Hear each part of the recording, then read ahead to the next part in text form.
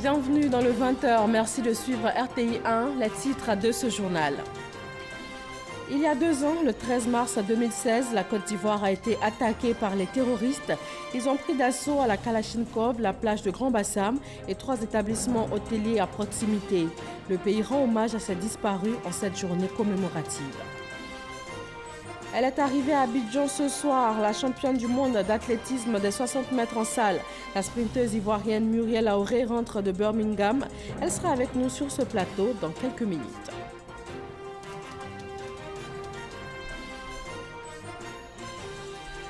La ministre ivoirienne de la Femme s'exprime aujourd'hui à la 62e session de la Commission de la condition de la femme des Nations Unies. La rencontre a débuté ce lundi à l'ONU. En République démocratique du Congo, les populations de la province de l'Ituri lancent un appel à une assistance urgente en faveur des centaines de milliers de déplacés. 30 personnes ont perdu la vie dans les combats. Bonsoir à tous, merci d'être sur RTI 1. Aujourd'hui, 13 mars, la Côte d'Ivoire se souvient. Il y a 2 ans, une attaque terroriste faisait 19 morts, dont 3 soldats des forces ivoiriennes dans la ville historique de Grand Bassam. 13 mars 2016, 13 mars 2018, le pays rend hommage à ces disparus. Alexis Ouedraogo. 2 ans après, Grand Bassam se souvient. Pour marquer la date anniversaire de l'attentat qu'a connu la ville balnéaire, marche silencieuse. 1 minute de silence devant la stèle érigée par la mairie pour dire la compassion du peuple ivoirien aux parents des victimes.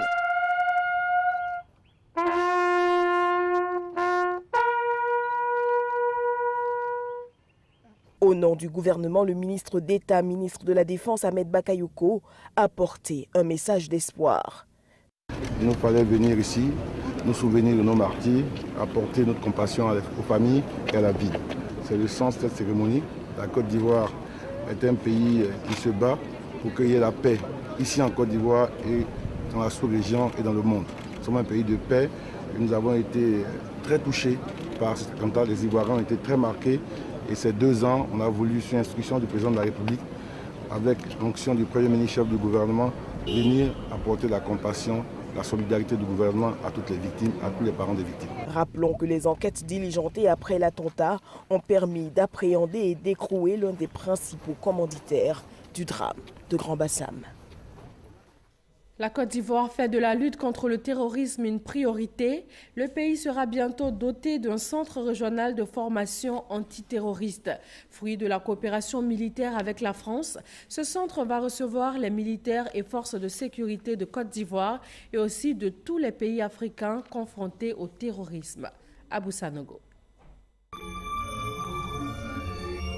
Le dimanche 13 mars 2016, la Côte d'Ivoire faisait face à la première attaque terroriste de son histoire. Pour prévenir les actes de terrorisme, le gouvernement prend des mesures urgentes destinées au renforcement des capacités opérationnelles des forces de défense et de sécurité, des services de renseignement et la surveillance aux frontières. Une stratégie de lutte contre le terrorisme est élaborée. Les différentes unités sont équipées de moyens plus adaptés. La formation des éléments issus de la police nationale, de la gendarmerie nationale et de l'armée initiée par l'ambassade des États-Unis d'Amérique et qui vise à renforcer leurs capacités opérationnelles. Les États-Unis d'Amérique apportent également leur appui dans le domaine des techniques d'enquête et d'investigation contre le terrorisme. L'assistance américaine est portée sur une nouvelle doctrine d'emploi qu'on appelle la police de proximité. Cette doctrine d'emploi permet à la gendarmerie, à la police, de travailler de concert avec la population pour prévenir toutes sortes de menaces. La Côte d'Ivoire poursuit la formation de ces hommes.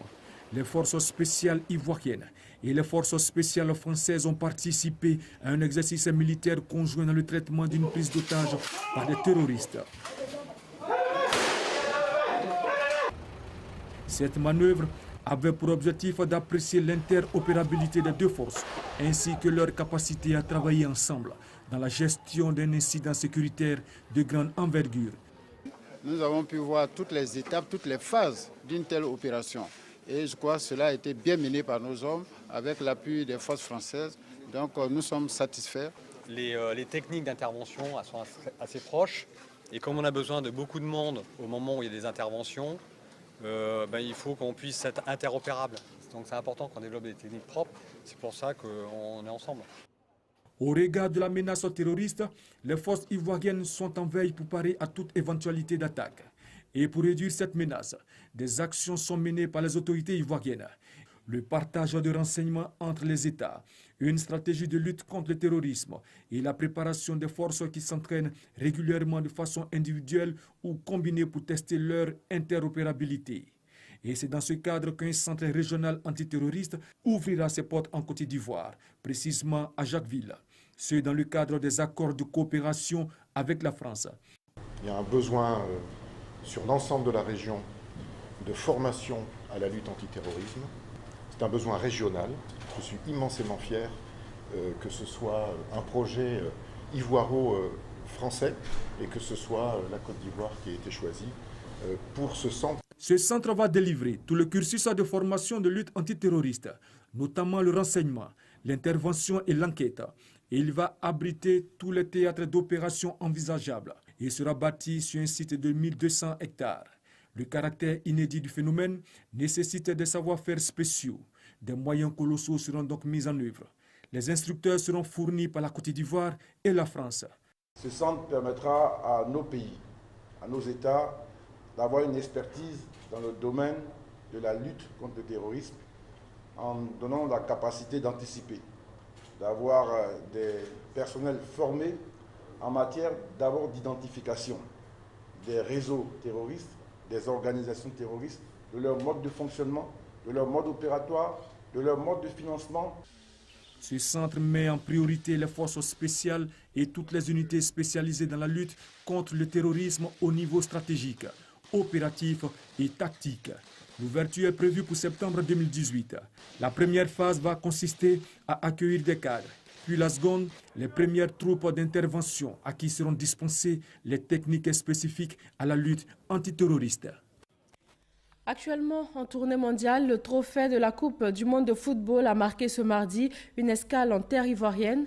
Il a été officiellement présenté au président Alassane Ouattara par l'ambassadeur de la FIFA, Christian Karembeu. Le chef de l'État s'est réjoui du choix de la Côte d'Ivoire par la FIFA au rang des pays désignés pour accueillir cette tournée mondiale du trophée. Et pour cette tournée, le trophée va sillonner 51 pays et 80 villes du monde. Une distinction bien ivoirienne cette fois. La sprinteuse ivoirienne Muriel Auré est rentrée à Abidjan ce soir. La championne du monde d'athlétisme en salle rentre de Birmingham en Angleterre. Elle vient présenter sa médaille d'or à la Côte d'Ivoire. Elle est la première africaine à remporter ce titre. Et j'ai le plaisir d'avoir sur ce plateau ce soir la championne du monde d'athlétisme en salle. Bonsoir Muriel Auré. Bonsoir. Alors déjà, comment s'est passé l'arrivée en Côte d'Ivoire, l'accueil à l'aéroport? Oh là là, c'était tellement bien. Je veux remercier toute la Côte d'Ivoire et tout le monde qui est venu à l'aéroport pour m'accueillir. Vraiment, merci. D'accord, vous revenez donc de Birmingham en Angleterre et vous ramenez dans vos bagages le titre mondial du 60 mètres. C'est le retour d'Auré au sommet? Oui, absolument. La dernière fois que j'étais en Côte d'Ivoire, c'était pour le funérail de mon père. Donc, c'était un moment vraiment difficile pour moi. Et je ne pensais pas que j'allais pouvoir revenir si tôt parce que c'était un peu trop dur. Mais par la grâce de Dieu, avec les prières et tout ça, j'ai pu me remettre et maintenant, je suis championne du monde. Donc, vraiment, merci à tout le monde. Vous êtes donc la première africaine sacrée sur 60 mètres. C'est un record personnel. On peut dire que vous commencez fort cette saison. Absolument. J'ai travaillé très dur pour ça. Depuis l'année dernière, je me suis remis au travail. Le but, c'était battre le record d'Afrique. Et on croise les doigts pour le record du monde, mais j'étais proche. Et donc, tout ça, donc merci. Et puis, vous aviez à vos côtés aussi une Ivoirienne, Marie-Josée Talou, qui avait occupé la deuxième place. Est-ce qu'on peut dire que c'est l'athlétisme féminin ivoirien qui monte en puissance? Absolument, absolument. C'est super. En tout cas, c'était un moment historique et très, très important pour nous, surtout avec la Journée internationale de la femme qui venait. Oui. Juste là, c'était vraiment trop d'émotions. Trop d'émotions. Alors, cette médaille, elle vient, comme vous l'avez dit, après les deux dernières saisons qui ont été moins bonnes. Qu'est-ce qu'elle représente pour vous? Elle représente tout. Tout d'abord, je voudrais remercier tout le monde qui était de mon côté, qui m'ont beaucoup supporté, le président de la République qui depuis 2011 fait beaucoup pour moi et monsieur Mamadi Diané aussi qui est un homme qui a toujours cru en moi et qui a beaucoup investi en moi. Donc en tout cas merci à toute mon équipe, et qui fait que je peux continuer tout ça, à mon entraîneur, à ma mère et vraiment aussi à Dieu, parce que vraiment sans lui, je reviens de très loin. On sent vraiment beaucoup d'émotions. Oui, beaucoup. Beaucoup d'émotions. Quels sont vos prochains objectifs? En ce moment, je me prépare pour la saison en plein air, donc j'ai déjà repris les entraînements dès vendredi. Donc je suis venue pour le dîner gala de la Première Dame, que je fais chaque année pour les 20 ans, donc ça sera super. Mais après ça, je retourne samedi pour reprendre les entraînements. Alors les entraînements, comment ça se passe? Oh là là, c'est dur. C'est dur, en ce moment, je fais une journée avec la championne du monde, comment ça se passe? Je me lève très tôt, je me lève entre 4h30 et 5h du matin et je vais au stade, je m'entraîne à Houston, aux États-Unis, au Texas, avec mon entraîneur, Alan Powell, qui est un Jamaïcain, donc il est très très dur. Mais sinon, en ce moment, je fais beaucoup de longues distances, 400 mètres, 500 mètres, 600 mètres et tout ça, mais je prépare les 200 mètres et les 100 mètres cette année. Alors, vous avez parlé tout à l'heure de la journée de la femme, hein, un sacre qui a coïncidé un peu avec cette journée-là. Qu'est-ce que cette date symbolique représente pour vous? Elle était vraiment super, elle était très importante pour nous parce que c'est important de montrer qu'une femme peut aussi faire beaucoup. Donc, le fait que Majo et moi, on a pu monter sur le podium et en plus de ça, toute première fois dans l'histoire que deux Africaines, pas seulement une Africaine, mais deux Africaines qui sont montées. Des Ivoiriennes toutes les deux. Des Ivoiriennes en plus du même pays. Et la fille qui a été troisième aussi, elle venait elle court pour la Suisse, mais son père est congolais. Donc c'était vraiment très très important parce que c'était un podium qui est francophone. Donc c'était super pour nous. D'accord, vous dites que c'est très dur les entraînements et tout, mais après c'est la joie. Qu'est-ce que vous pouvez dire à ces jeunes filles aujourd'hui qui se voient en vous, qui voudraient être comme vous? En tout cas, tout ce que je peux leur dire, c'est pour moi, je mets toujours ma foi devant et la persévérance parce que je reviens de très très loin et je n'ai jamais baissé les bras. Donc il faut continuer de travailler même si c'est dur, après la pluie vient le beau temps. Merci beaucoup, très belle pensée pour terminer. Merci Muriel Aoré, championne du monde d'athlétisme en salle. Merci d'avoir hissé haut le drapeau ivoirien. En tout cas, la Côte d'Ivoire est très très fière de vous. Merci beaucoup. Merci. Merci. Dans le monde de la culture, c'est le 4e jour du marché des arts du spectacle d'Abidjan Massa 2018. Le Massa œuvre également à favoriser les échanges entre les différents festivals du continent. Il a servi de cadre à un colloque sur la mobilité des artistes en Afrique. Les promoteurs culturels ont échangé leurs expériences. Issa Yeo. L'Afrique regorge de nombreux talents sur le plan artistique. Des talents qui ont besoin d'espace pour s'exprimer afin d'assurer leur quotidien. Pourtant, ils sont confrontés à de sérieux problèmes de mobilité. L'Organisation internationale de la francophonie, OIF, veut remédier à cet état de fait. Elle a organisé un colloque sur la mobilité des artistes en Afrique au marché des arts du spectacle d'Abidjan, Massa. Une rencontre au cours de laquelle des promoteurs culturels ont partagé leurs expériences. Je dispose d'un équipement culturel en privé qui achète du spectacle. Si nous arrivons véritablement en lien avec les communes, avec les mairies, à créer des lieux de diffusion qui peuvent acheter du spectacle, c'est là où nous pouvons véritablement organiser un marché et de la mobilité pour les artistes. Le Massa, dès sa création, avait pour but de permettre aux compagnies du Sud d'avoir des marchés hors du continent, d'où la mise en place à l'époque de la Transafricaine des arts. La donne a changé avec l'évolution du temps, selon le directeur général du Massa. Ce ne sont plus les producteurs qui sont les grands ordonnateurs du marché, c'est plutôt les festivals. Et donc nous avons tout un réseau de connexions de festivals avec lesquels nous travaillons et le Massa s'efforce aujourd'hui de créer un peu le lien entre ces différents réseaux de festivals et entre les festivals tout court. Didier Awadi, artiste sénégalais, a plaidé en tant que promoteur des arts pour que la musique urbaine puisse être prise en compte dans les programmations artistiques du Massa. Le Massa se poursuit jusqu'au 17 mars prochain. Le vice-président ivoirien est rentré de New Delhi. Daniel Kablan-Duncan revient du premier sommet de l'Alliance solaire internationale où il a également rencontré un grand nombre d'hommes d'affaires indiens.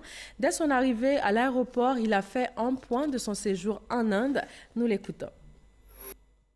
Il y a globalement 61 pays qui préparent cette rencontre, dont 31 ont déjà ratifié l'accord. Et l'objectif, c'est de faire en sorte que d'ici 2030, on mobilise 1000 milliards de dollars. Vous voyez, les sommes vraiment importantes. de manière à pouvoir installer à travers ces tropiques du Capricorne, du Cancer, une capacité de 1000 gigawatts. Les objectifs fondamentaux, c'est notamment de recenser tous les projets de solaire. Premier point. Deuxièmement, d'obtenir des financements qui soient concessionnels. Et troisièmement, de faire en sorte que la formation, justement, dont on parlait, soit bonne et, disons, étendue, de manière que ça puisse être utilisé dans tout l'espace, disons, entre les tropiques des Capricornes et des Cancers. Et enfin, disons, faire en sorte que les coûts des matériaux utilisés en matière d'énergie solaire baissent. Les travaux de la 62e session de la Commission de la condition de la femme des Nations Unies ont débuté hier lundi à l'ONU. La Côte d'Ivoire est représentée par une délégation d'une 50aine de personnes. Ce mardi, la ministre ivoirienne de la Femme, de la Protection de l'Enfant et de la Solidarité, Mariatou Koné, va livrer le message de la Côte d'Ivoire. Ami Sissoko.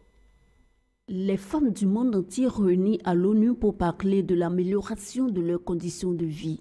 Cette 62e commission de la condition de la femme des Nations Unies, CSW, va faire l'état des lieux en matière d'égalité des sexes et d'autonomisation des femmes et des filles en milieu rural. Durant 2 semaines, des entités des Nations Unies, des représentants des États membres, d'organisations non gouvernementales vont parler de perspectives, identifier les défis à relever et les solutions pour assurer l'autonomisation de la femme en milieu rural notamment.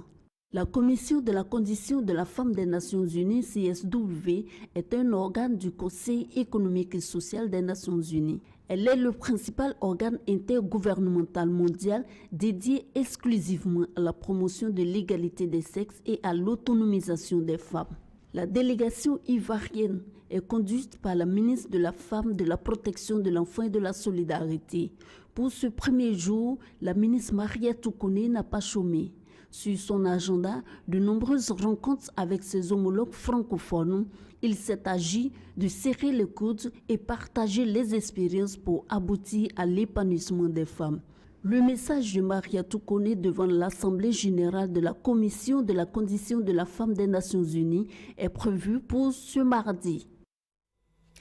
À Bangolo, dans l'ouest ivoirien, un jeune homme atteint par balle a perdu la vie. C'était lors d'un ratissage de la gendarmerie suite à une attaque d'hommes armés hier lundi. Mais le calme est revenu ce mardi. Faisons le point avec Eve Boué, notre correspondante locale. C'est une ville de Bangolo paralysée qu'il nous a été donné de voir ce mardi 13 mars 2018 dans l'après-midi. Rue vide, commerce, magasins, marchés, établissements scolaires, tout est fermé. Les populations pour la plupart sont terrées chez elles. Quelques habitants témoignent. Le matin, moi je me suis levée, bateau marché, les gens couraient, on ne sait pas il y a quel problème. Nous on est traumatisés, on ne sait pas il y a quoi, donc nous sommes là. Je ne sais pas ce qui se passe au juste. C'est la raison pour laquelle je me suis mis à l'abri avec mes parents. Seule présence dans les rues, les forces de défense et de sécurité. Selon les témoignages, dans la nuit du lundi 12 au mardi 13 mars 2018, un poste de sécurité situé dans le village de Béozi-Biao aurait été attaqué. Les 2 gendarmes en faction dans la riposte auraient atteint mortellement un des assaillants, un jeune, quand un second est grièvement blessé. Le mardi matin, les jeunes du village de Diozon, dont est originaire le jeune tué, aidés d'autres personnes des villages font mouvement à Bangolo. Ils seront dispersés par la suite par les forces de défense et de sécurité, provoquant ainsi une panique générale dans la ville. Les autorités administratives, politiques et coutumières mènent des sensibilisations et appellent à l'apaisement. Nous voulons donc saisir l'occasion pour inviter la jeunesse, enfin, toute la population du département à l'apaisement et à la cohésion sociale. Donc nous invitons tout le monde à observer la paix, à faire en sorte que Bango puisse revivre. L'appel est donc lancé. Il faut coûte que coûte préserver la paix et la cohésion sociale dans la région du Guémon. Parlons économie. Depuis hier lundi, la Banque africaine de développement BAD a mis à disposition des dirigeants africains les perspectives économiques 2018. Dans la zone ouest africaine, la croissance a rebondi de 2,5% et devrait atteindre 3,8% en 2018. Noël Niagno. La BAD, Banque africaine de développement innove. Depuis ce lundi, l'idée lancée le 17 janvier par le président du groupe de la BAD a pris forme. Les décideurs africains ont en leur possession un outil de décision économique. Je pense que l'édition 2018 des perspectives économiques de l'Afrique démontre l'ambition de la BAD de jouer un rôle majeur dans la génération des connaissances sur les économies africaines. Donc c'est une réaffirmation du rôle de premier plan que la BAD souhaite jouer dans ce domaine. Sur cette base, 2 rapports sont produits. Ils portent l'un sur les perspectives économiques de l'Afrique de l'Ouest et l'autre sur celles de l'Afrique centrale. De ces 2 rapports, il ressort que les perspectives sont globalement bonnes pour ces 2 composantes clés du développement économique de l'Afrique, avec un meilleur tableau pour l'Afrique de l'Ouest. Nous prévoyons une accélération de la croissance en Afrique de l'Ouest en 2018 et en 2019, après un léger ralentissement en 2017. Et pour consolider cette reprise de la croissance, les pays doivent continuer leurs efforts de mobilisation de ressources, d'investissement dans les secteurs stratégiques de l'économie, tels que l'énergie, le développement du secteur agricole, renforcer aussi l'intégration régionale et mettre l'accent sur le secteur industriel et manufacturier aussi. Il faut cependant noter une convergence au niveau des 2 rapports, l'épineuse équation de la création d'emplois. Les rédacteurs du rapport indiquent des champs à explorer. Il s'agit essentiellement de continuer à mettre l'accent sur les secteurs capables de relancer l'économie, mettre l'accent sur le secteur agricole, sur l'agro-industrie, continuer à développer l'énergie, parce que vous savez, l'énergie, c'est très important pour les activités économiques. Prendre aussi des mesures pour développer le secteur manufacturier, renforcer l'intégration régionale pour encourager les échanges économiques et créer une demande forte pour les différentes économies qui va permettre de créer des emplois. Voilà qui va donner du grand mood aux chargés de création d'emplois en Afrique. Le ministre de la fonction publique a lancé le concours administratif 2018. 379 concours pour 9 644 postes budgétaires. Au chapitre des innovations, les compositions assistées par ordinateur et l'introduction du numérique dans le processus des concours. Grâce Kando. Je profite de cette tribune pour clamer haut et fort que les réseaux et autres tuyaux au niveau des concours administratifs, c'est bien fini. Amener les Ivoiriens à sortir de la fraude pour s'inscrire dans la logique du mérite. Message du ministre de la fonction publique lors du lancement des concours administratifs session 2018. Pour une meilleure organisation de ces concours, des réformes sont engagées. L'introduction du numérique dans tout le processus des concours, de l'inscription au traitement des résultats, est l'une des principales innovations qui, à la satisfaction de tous, permet de juguler les comportements répréhensibles qui sont de nature à ternir la notoriété du ministère de la fonction publique. Les inscriptions en ligne s'ouvrent ce mercredi 14 mars pour s'achever le 14 mai prochain sur le site www.fonctionpublique.gouv.ci. Les compositions auront lieu du 8 au 30 septembre dans 11 villes. Il est prévu l'organisation de 379 concours pour 9 644 postes budgétaires. Les résultats seront connus le 30 novembre prochain. Les fonctionnaires et agents de l'État étaient entrés en grève en janvier 2017. À l'origine, plusieurs revendications, dont le paiement du stock des arriérés. Des négociations ont abouti à plusieurs accords. 7 mois après, quel est le point? Grâce Kando. 7 mois après la signature des protocoles d'accord entre gouvernement et syndicats, le ministre de la fonction publique fait le bilan de la mise en œuvre. Ces accords portent, entre autres, sur le stock des arriérés. Je puis vous assurer que les paiements sont effectifs. Cela dénote de la volonté du gouvernement de rester au service des populations par le respect des engagements. J'aimerais donc pouvoir compter sur nos partenaires sociaux pour le respect de leurs engagements en contrepartie. En ce qui concerne le stock des arriérés, sur 249 milliards, 34,9 milliards seront décaissés cette année et 120 000 fonctionnaires sont concernés. Pour rappel, Le paiement du stock des arriérés fait partie des 6 points de revendication présentés lors de la grève des fonctionnaires et agents de l'État en novembre 2016 et en janvier 2017. Autre point de satisfaction, l'intégration des journaliers à la fonction publique et la bonification indiciaire catégorielle de 100 à 150 points. Toutes les mesures convenues avec les syndicats connaissent un début d'exécution. La coordination RHDP de la sous-préfecture de Rubino célèbre les actions de développement initiées dans sa localité par le gouvernement ivoirien, notamment le bitumage en cours de l'axe Agboville-Rubino. Herman Guivet. C'est à la place du marché de Rubino que se sont donné rendez-vous les différentes sections qui composent la coordination RHDP de Rubino pour exprimer leur soutien aux actions de développement engagées par le chef de l'État, Alassane Ouattara. Action de développement bien visible à Rubino, le bitumage de l'axe Agboville-Séchi-Rubino en cours afin de sortir Rubino de son enclavement. Ici, pour une seule chose, nous devons rendre hommage matin, midi, soir à Alassane Ouattara.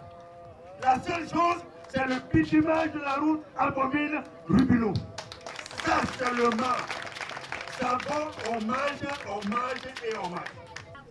Parce que la route précède le développement. Une cérémonie hommage au chef de l'État initiée par Sissoko Abdraman, cadre du RHDP, et Dessy Hubert, maire de Rubino. Rubino était oublié par le passé. Ça ne faisait pas partie des villes qu'on compte en Côte d'Ivoire. Et compte tenu du niveau de sous-développement de notre village, le président Alassane, avec l'axe Agboville-Rubino, vient de sortir Rubino de sa léthargie, vient de faire en sorte que nos enfants peuvent avoir un peu d'espoir.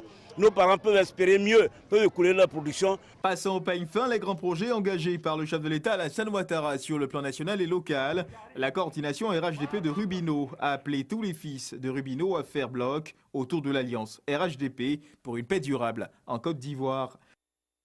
Ils étaient nombreux à répondre à l'appel de l'UDPCI le dimanche dernier dans la commune d'Abobo-Ndotré, un meeting de sensibilisation et d'information pour remobiliser les militants de base du parti. Gabriel Zani. L'Union pour la démocratie et la paix en Côte d'Ivoire, UDPCI, n'est pas un parti sectaire. Confiné dans l'ouest ivoirien, le parti de l'Arc-en-Ciel veut démontrer qu'il est implanté partout en Côte d'Ivoire. Plusieurs militants de l'UDPCI se sont rassemblés le dimanche 11 mars à Abobo-Ndotré pour redynamiser les bases du parti à l'appel de leur secrétaire général. Le travail que nous faisons, c'est de faire en sorte que l'UDPCI soit un parti suffisamment implanté au niveau national. Aujourd'hui, vous voyez qu'à Abobo-Ndotré, qui n'a rien à voir avec l'Ouest, il y a des coordinations, des acquis, des hommes du Nord, des hommes du Centre qui sont organisés, qui sont ensemble avec l'UDPCI. Un meeting de sensibilisation et d'information au cours duquel Albert Mabry-Touakeus a réitéré ses motivations politiques. Pour lui, renforcer les structures de base à Abobo-Ndotré est nécessaire. Mais le vivre ensemble est encore plus pour le développement de la Côte d'Ivoire. Nous sommes venus porter le message de paix, de rassemblement à l'endroit donc de tous nos frères et de nos sœurs ici. Nous leur avons dit que nous devons continuer à faire les sacrifices pour ce pays. Ce pays a besoin d'aujourd'hui de se rassembler, a besoin d'une paix durable et il n'aura jamais de sacrifice trop grand pour que la Côte d'Ivoire redevienne le havre de paix que nous avons connu. Ce meeting a permis également de reconnaître les mérites de certains cadres de l'UDPCI.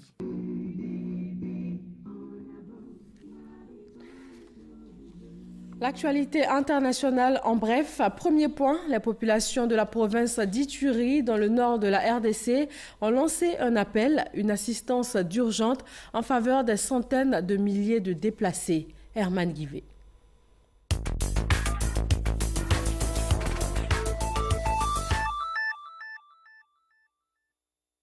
Bring Back Our Girls, le groupe de soutien mis en place après l'enlèvement des jeunes filles de Chibok au Nigeria, a accusé ce mardi le gouvernement nigérien d'incompétence et de négligence après le nouvel enlèvement par Boko Haram de plus de 100 écolières dans l'état de Yobe le 19 février dernier.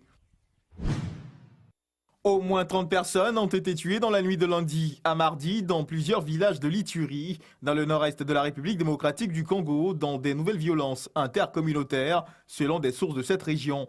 Le bilan des victimes pourrait être plus élevé. Rex Tillerson n'est plus le ministre des Affaires étrangères de Donald Trump. Le président américain a confirmé l'information sur son compte Twitter. Il est désormais remplacé par Mike Pompeo, directeur de la CIA, qui prend ainsi la tête de la diplomatie américaine. Nous nous entendions bien, mais nous avions des désaccords, a confié le président américain Donald Trump.